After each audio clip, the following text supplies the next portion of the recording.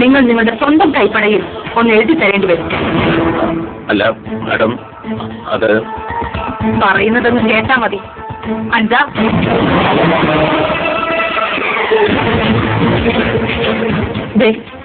ഈ സാർ ചില കാര്യങ്ങൾ എഴുതി തരും. അത് വാങ്ങി ഒപ്പുവെച്ച ശേഷം ഒന്ന് ഫയൽ ചെയ്തേക്കാം. Yes madam.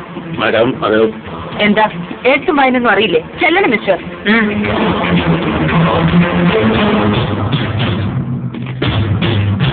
ഇനി വേണ്ടത് സാലമ്മയുടെ വീട്ടിൽ ഒരിക്കൽ കൂടി ഒരു പരിശോധനയാണ്. അരിച്ചു പേർക്കണം. ആരും അറിയാത്ത ഒരു നിഗൂഢതയായിരുന്നു അവരുടെ കഴിഞ്ഞ കാലം. പാവമെന്നും നിസ്സഹായ പെണ്ണെന്നുമൊക്കെ നമ്മൾ മുന്നിട്ട് പറഞ്ഞതിൽ എവിടെയോ ഒരു പൊരുത്തക്കേട്.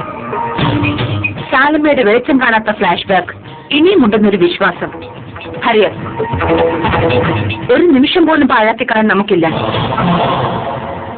സാലമ്മ തന്നെയാവണം നമ്മുടെ first target. Yes madam. Salamma.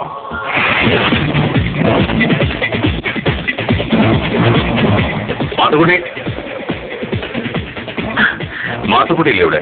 ഇല്ല സാറേ, കാലത്ത് പോയതാ. എന്നാ സാറേ? ഞങ്ങൾക്ക് സാലമ്മയുടെ പെട്ടി ഒരിക്കൽ കൂടി പരിശോധിക്കണം. അതിനെന്നാ, സാർമാര് വന്നാട്ടെ.